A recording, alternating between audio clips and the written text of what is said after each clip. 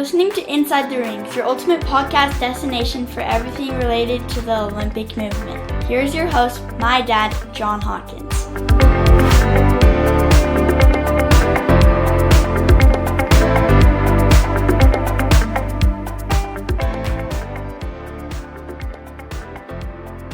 Hey everybody, welcome back to the show, Inside the Rings podcast. I'm your host, John Hawkins, and trying to take you inside the Olympic movement. So today, I'm really excited to have Faye Gulini with us. Faye is a snowboard athlete for the U.S. Olympic team and competed in 4 Olympics, right, Faye? Yeah, So that's really right. excited. Welcome to the show.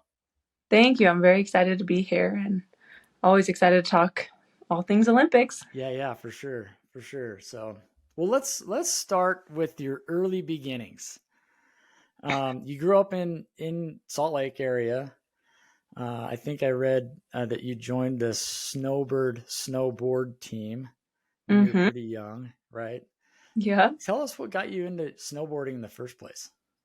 So I kind of grew up at the resorts. My parents actually met. They both from the East Coast. They met at Snowbird. They came out to ski, and I think at the time we're maybe both lifties or whatever, easy job they could get at the mountain, so they could get a free. And then my dad ended up becoming a master electrician for Doppelmayr, which is the company that builds, I would say, most of the ski lifts that are in the area. So just being around that environment, we were always at the resorts and skiing from a very young age.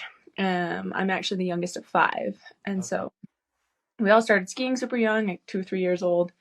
But then obviously my older brothers and my older sister, they decided they wanted to snowboard because that was the cool thing to do. And of course, when they decided that, I decided that. Yeah.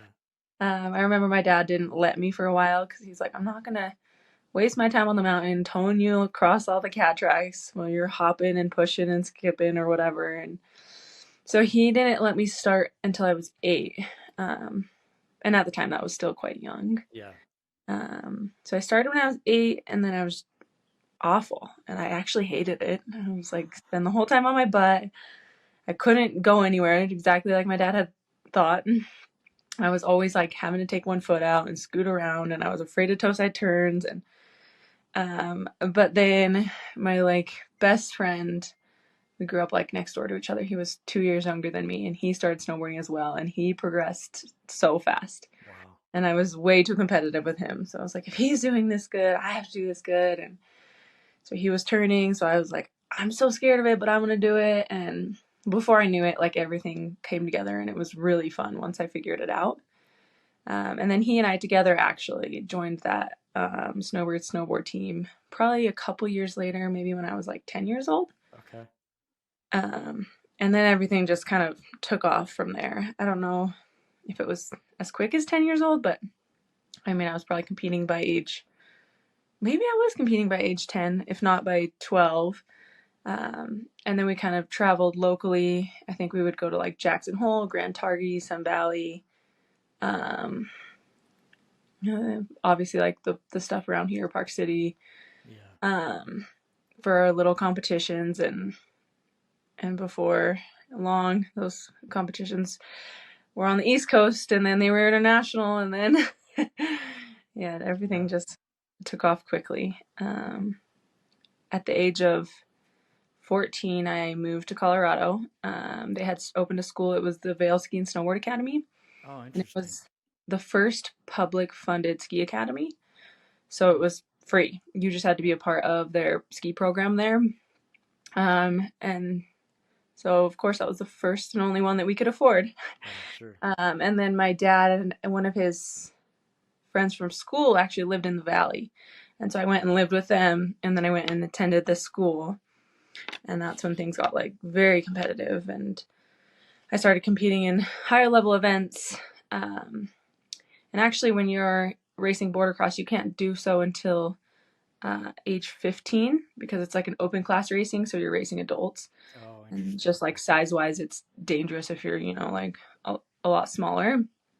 So then once I turned 15, I was already going to the events for half pipe and slopestyle, and So it made sense to just do everything. If we're going to, fly out east or fly somewhere, I might as well do it all. And I just excelled so much quicker at border cross. I started racing those events when I was 15 and was racing in the Olympics when I was 17. So it wasn't a long time. Yeah. So your first Olympics was 2010? Correct. Right? Yep. In Vancouver. Yes. Okay. What was it like when when you're trying out for the Olympic team, you make the Olympic team? What's that like? What's that feeling when you get the announcement or you've made the team? Yeah, for us it was a phone call.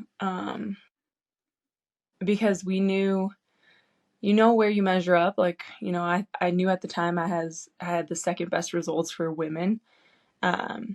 But it didn't only, matter. Border cross results weren't the only thing that mattered, because then we're competing against alpine snowboarding, half pipe skiing, half pipe slopestyle, and then I guess now big air, but at the time that wasn't a thing.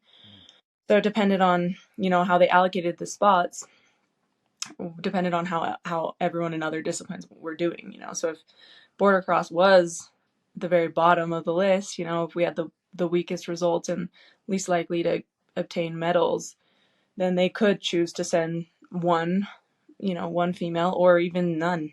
Really? Luckily, I felt like we were kind of middle, like, especially me, like middle of the class. So I just felt like I felt pretty confident, but I was so young and I saw a lot of things, a lot of reasons for them to say no. So I didn't get my hopes up, and we waited and we waited and we waited. It felt like we waited forever. And of course I said I was one of 5. So my whole family's like, we need to book tickets. We need to book flights. We need to like get lodging. Like, if this is something we're doing, we need to know. Yeah. I want to say it was like only a couple weeks before the games, maybe a month at most. It was so long ago, but it was short notice. So we were all just kind of like sitting on, my dad's like, I've got like all this stuff like in my like cart, essentially. Like, I want to go ahead and book all this stuff. And yeah, so getting that phone call was like so emotional. And it was just, but it was so simple. My coach just called me and he was like, hey. And I'm like, hey. And we both know why we're on this phone call, but nothing's being said, it's quiet. Right. Yeah. He was just like, how would you feel if I told you were going to the Olympics? I'd feel pretty damn good. Yeah, right. And it was like so short and simple and sweet. And he was like, well, congratulations. I'll see you in Vancouver. That's and awesome. I was like, great. Yeah. And so then I got to hang up and call my dad, and just ecstatic. And he felt the same way. And so just that between that and like walking in the opening ceremonies, I would say those were like the two most I don't know, important moments, I guess. The ones I'll remember forever. Even thinking of like, as I got more Olympics under my belt, like nothing really measured up to the first time. Yeah, sure. That makes sense. Wow. Yeah. So how did you do in your first Olympics? I ended up getting 12th place, which for me was good. It wasn't great, but it was right? Yeah. Wow. Yeah, I didn't. A lot of people are like, oh, you must have been so pissed off. I'm like, no, I was 17 and I got to go to the Olympics. I was pretty happy. Yeah. And for us, you have to be top 16 to race like head to head. That's when they take you into like brackets. Heats is what we call them.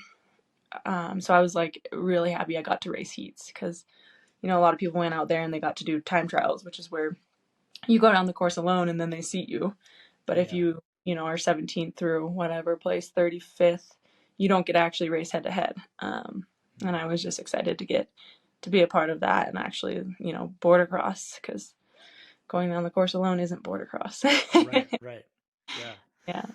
So tell us how it works. You said, you do your time trial and then you get seated, and then there are heats of, I imagine they're heats of 4 because it's 16, right?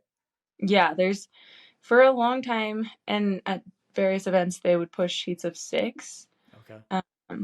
But it just got it. I feel like every time we tried to do that up until the race, everyone would complain that the course was too narrow, and they'd have to drop it down to 4 anyways. And so I think they just got tired of fighting that battle, and I think too, like, we've always had a reputation for being one of the more dangerous Olympic sports, which is also why we get a lot of traction. Yeah, true. But I think they've been trying to really like reel things in and not have so many injuries, and especially not career-ending injuries, which happens. And I think racing 6, people felt like it was a lot more dangerous. Yeah. Just a lot more traffic on the course, a lot more people to run into, and if someone does fall out in front, there's 5 people that are behind you now, as opposed to 3. So they don't really do 6 anymore. But the way it works is you run the course alone. It's a course, it's jumps, rollers, berm turns, so basically a bunch of features, kind of like motocross if you've ever seen it. But you run the course alone, and then based on your single time, you're seated in heats, and they obviously make the heats most fair. So like the fastest time trial doesn't race the second fastest time trial till the very last heat. And then they race heats of 4, top 2 advance, keep advancing until obviously finals, and then that's where you get your final position. Interesting. Okay, so 2 from each heat continue to advance. Mm-hmm. Right. Like in short track speed skating, there's like crashes all the time, right? And I think as far as I remember, in snowboard cross, there's crashes all the time as well, right? Certainly. But in short track, like they give allowances for like interference and unfair play, right? So people may lose but still race the next round. Is that the same case in snowboard cross? They've done some type of double elimination, but not at like World Cup. None of the races I've done. They're kind of the more for fun races. That's it. Okay. We still have, there's like an off chance where we have essentially like course judges. So if there's some unfair play or someone gets pushed or shoved or whatever, and it's clear and intentional, and then they get protested, they can get essentially like a yellow card. Yellow card means they get to keep racing. A red card means they have to miss the next 2 races, I believe. 2 yellows make a red. And then, so there's kind of like this, I don't know, steps or whatever. But essentially they just determine if you did something wrong, then they can disqualify you from that race. Yeah. So let's say you came down in 2nd place in that race. You would then be disqualified. And whoever came down in 3rd then bumps to 2nd and gets to win. Okay. But they don't ever, like, it'd be really rare for them to rerun a heat or rerun a race. I think I saw it happen when there was like a dog on the course one time, or like some really strange things have happened. But in the case of like someone pushing or shoving, or if there's something like that, they don't rerun the heats. They'll just disqualify the athlete. And sometimes they disqualify the athlete that was in 4th place, so it doesn't impact the race at all. Yeah, true. Yeah. Okay. So all the courses are really different, right? I imagine. Yeah, I think as the sport gets a little bit older, they do get more similar. Course builders figure out what works and what doesn't, I think for a long time everyone wanted to be new and different, but when it didn't run and athletes were getting super injured or they couldn't actually get down the course and everyone was, kind of up in arms, they found a way to, maybe stick to what we know works and not so much new and wild and crazy. So they are different, and the terrain's always different. It's different resorts, different locations, different types of snow. So they're going to be different, but they've definitely figured out like, okay, these really, really poppy steep jumps are not going to work at 60 miles an hour. Can't throw athletes like that. Just the G forces are too much and their legs are going to go over their head, like even the best in the world. So they've got it down to a science, I think. That's good.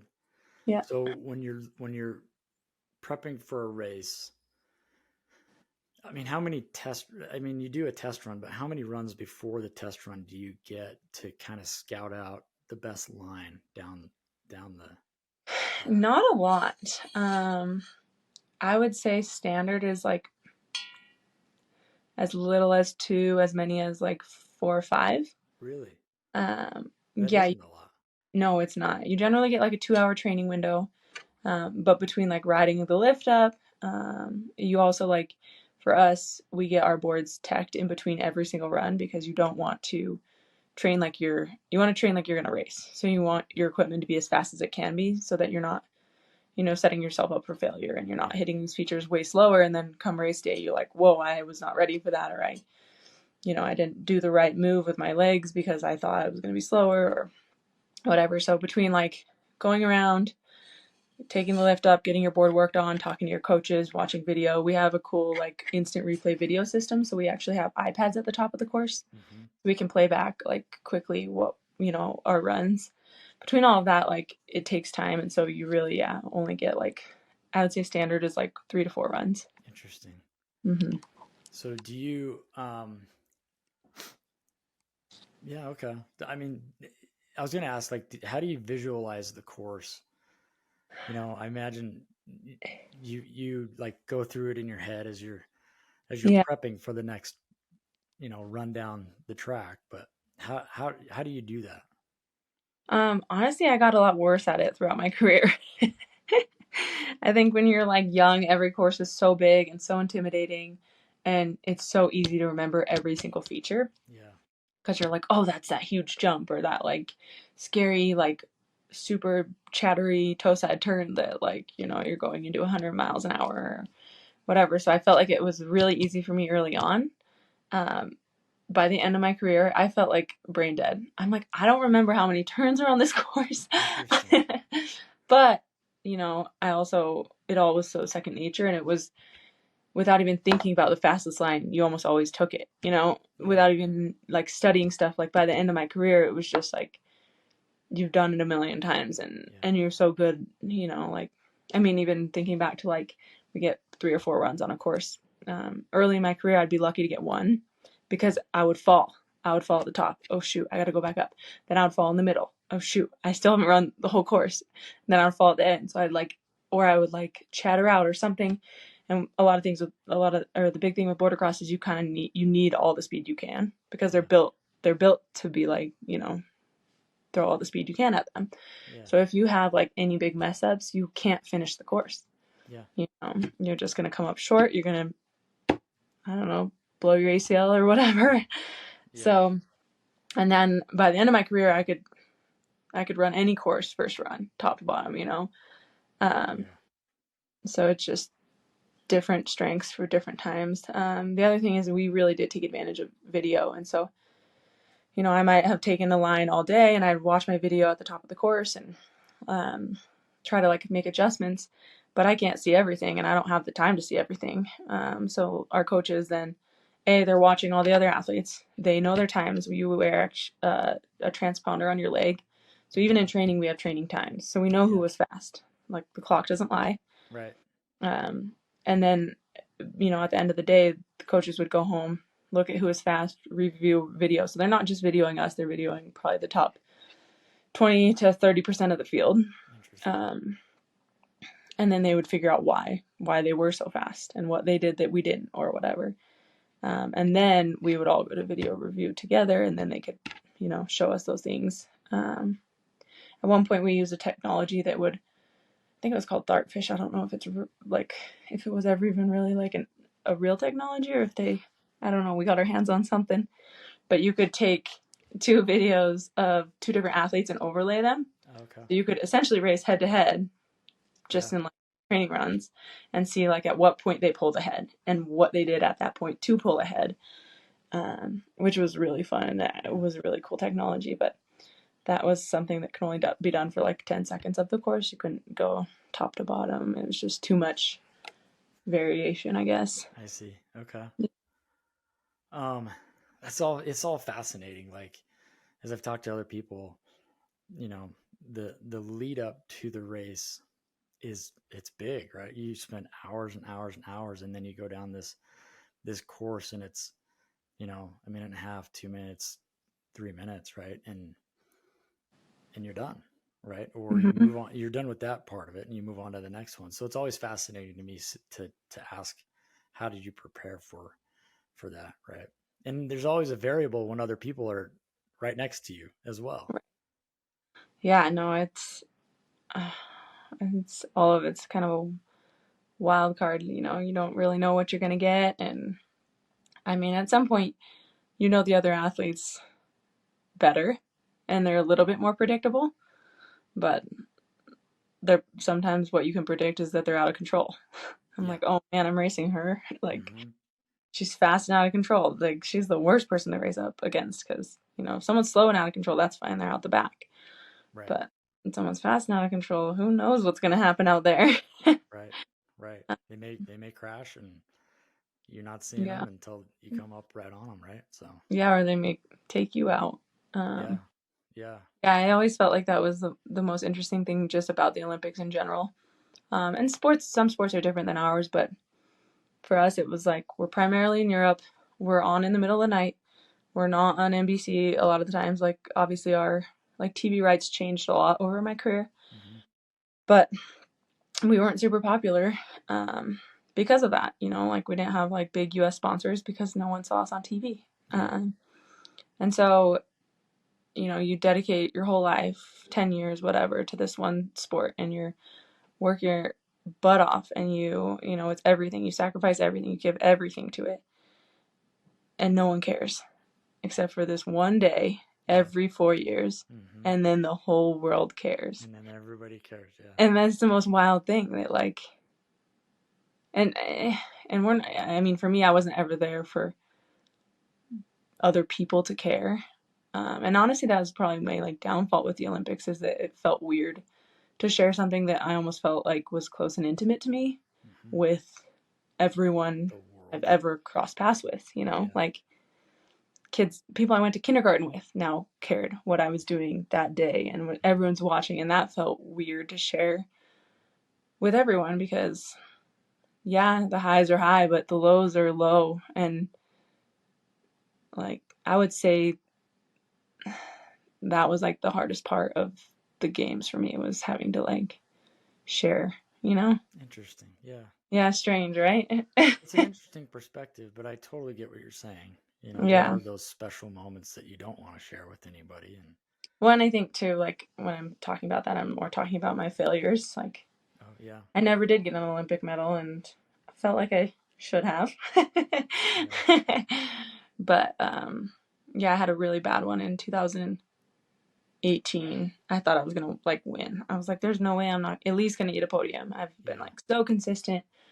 I've done everything. I'm strong. I'm like mentally like so stable. I'm there. I'm gonna win.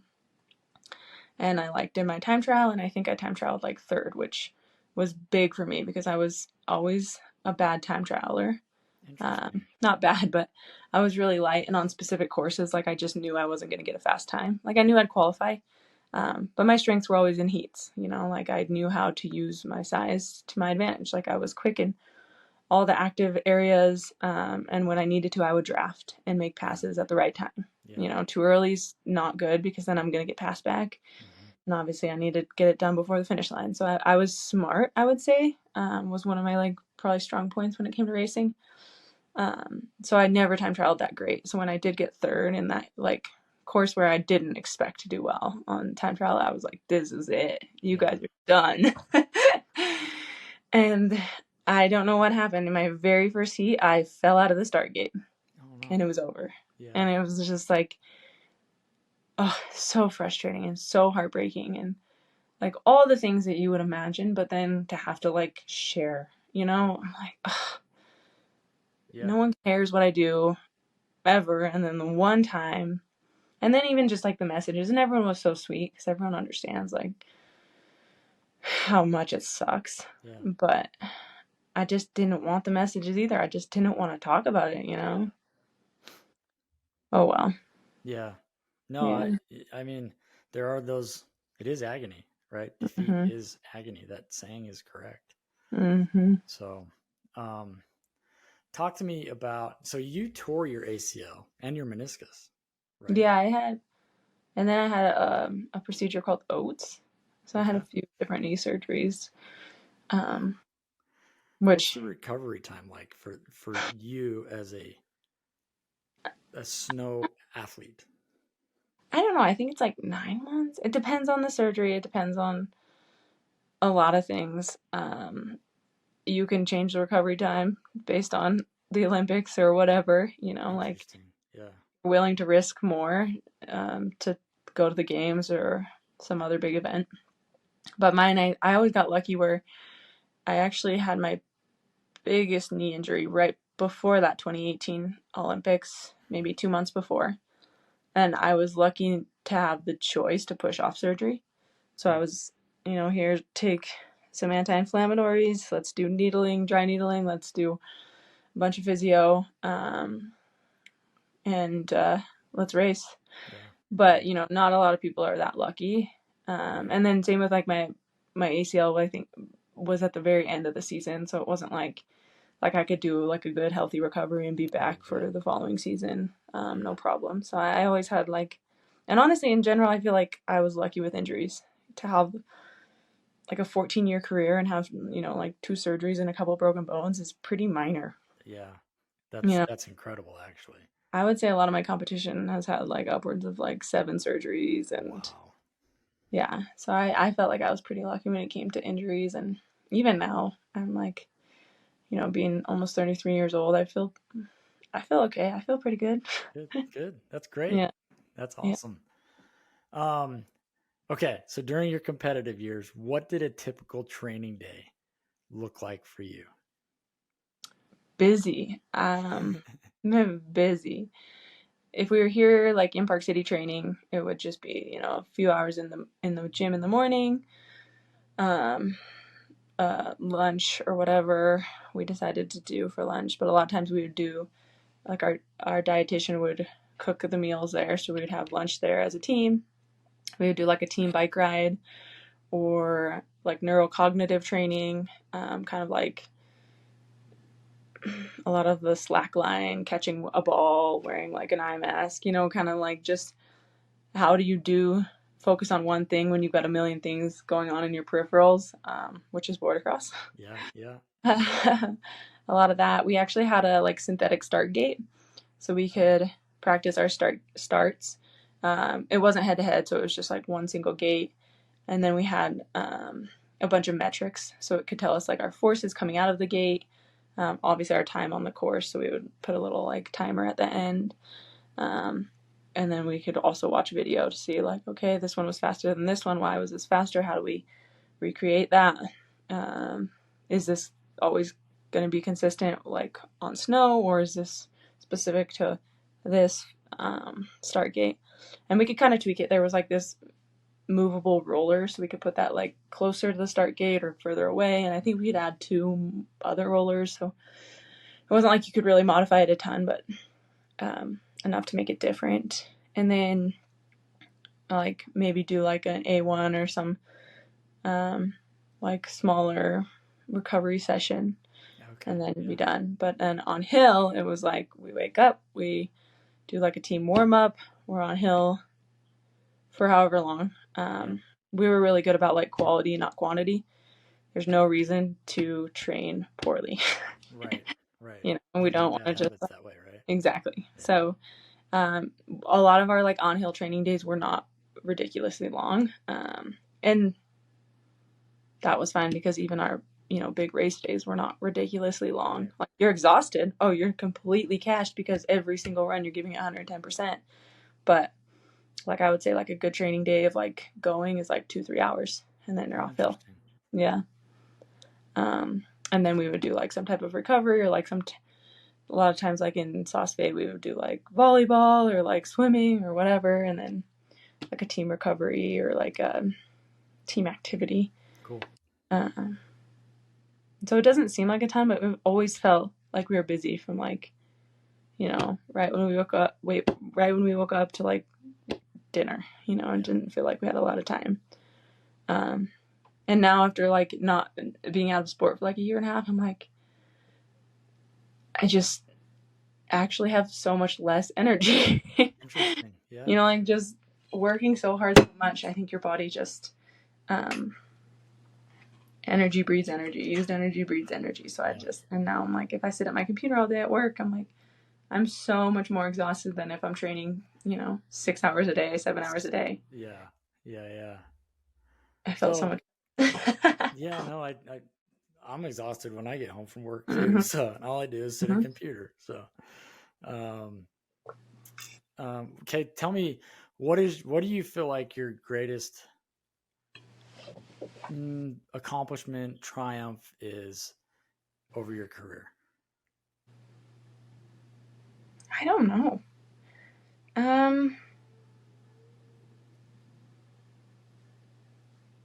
Probably like qualifying for that first Olympic Games. I didn't go into much detail, but basically it must have been when I was 17. So it was when I was 17. Telluride hosted the first World Cup of the season. Okay. And when you're the hosting nation, you get extra quota spots. So I had never raced World Cup, or maybe I had raced like 1 or 2 other U.S. World Cups, but never did well. So because we were hosting, they got like an extra 2 spots, and I think I got that like last spot. So I got to race that race. And I ended up beating out the whole U.S. team. I wasn't even on the U.S. national team. Wow. I ended up, I think I only got like 8th place, but still every single girl, like, okay, so sorry, let me go back to like qualifying. So You're good, yeah. I get to race. I'd never qualified at a World Cup, meaning I didn't get a top 16. So I'd never got to like race heats at a World Cup. Okay. I go down my first time trial, you get 2, depending on, things change throughout the years, but this year we got 2 time trials. I don't know, I was probably like 20th or something, and I was like, that's not so bad. I did pretty good, but I'm going to qualify, whatever. And then my second run, I want to say I was like one of the last girls to go, because you're essentially like stacked like best to worst. And since I was like the very last person to get invited, I was like one of the last to go. And I came across the finish line in 16th place. Wow. Like by like 1/100th, like I barely made it to race. And I was like so excited that I got to race. And I was like, I'm just going to be happy I get to race. Whatever happens, happens.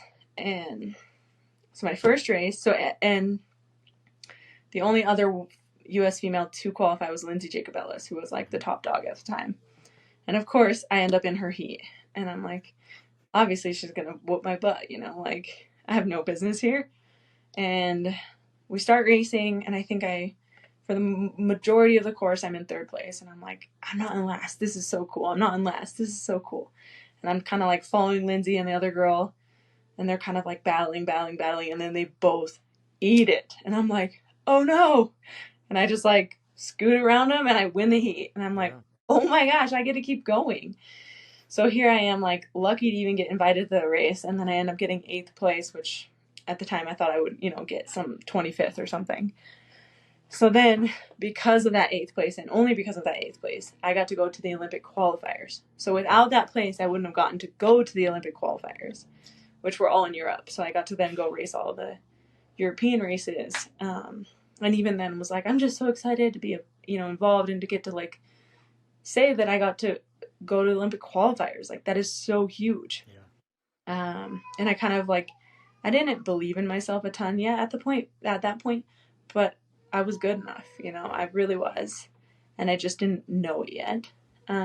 So then I get to go to Europe, and I just kept getting like, it was like, I need this position, and I got it. I need this position, and I got it. And I just kept getting like so lucky. And not lucky, but I just kept getting like that one, I need like an 8th place, got it. I need another 8th place, got it. And it just like kept getting top 8s, because all the Olympic criteria was like based off of like, if you're a top 8. And so I'd get like 8th. And so that was really, really cool, because it was just like something I never even thought I was close to good enough for. And I certainly was. Yeah. And just, yeah. I didn't crumble under all the pressure, like knowing that, I had to get these results, and I was able to get them. And I don't know that I could say the same for myself in the end of my career. You know, I think, like I said, I don't know what happened in 2018, but I fell out at the start gate, and I don't know if it was a pressure thing. I don't know if it was just a fluke. I've replayed it a million times, and I don't know what happened. Well, it's amazing that you got to that high of a level in the sport that you love, you know? So fun. There's so few people that can say that.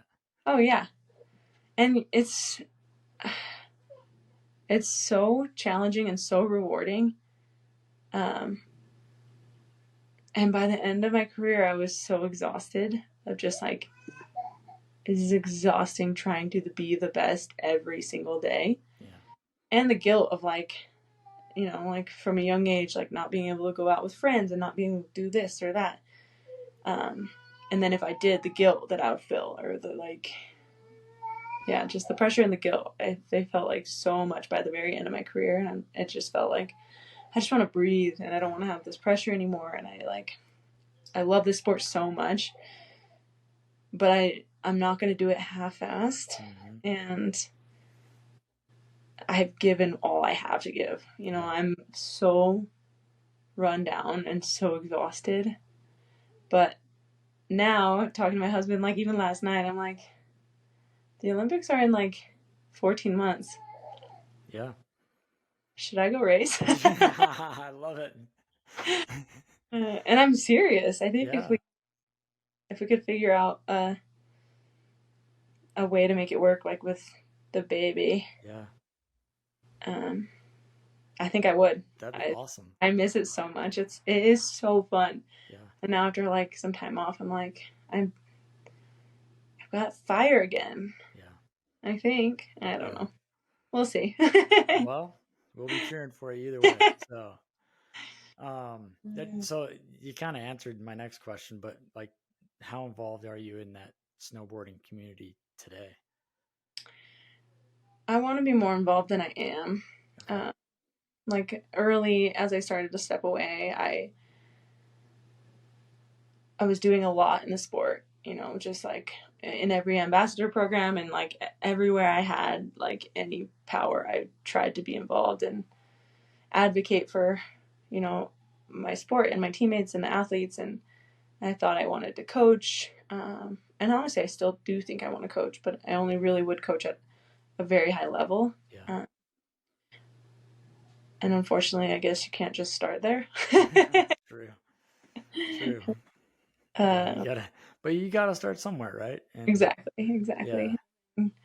And then like, you know, I had Theo so quick after like that whole transit, because I raced until I was 14 weeks pregnant. So it was like I didn't really have a lot of time to really think about what I wanted to do in the sport when I was done with the sport, because I was like motherhood and I needed to mom. Yeah.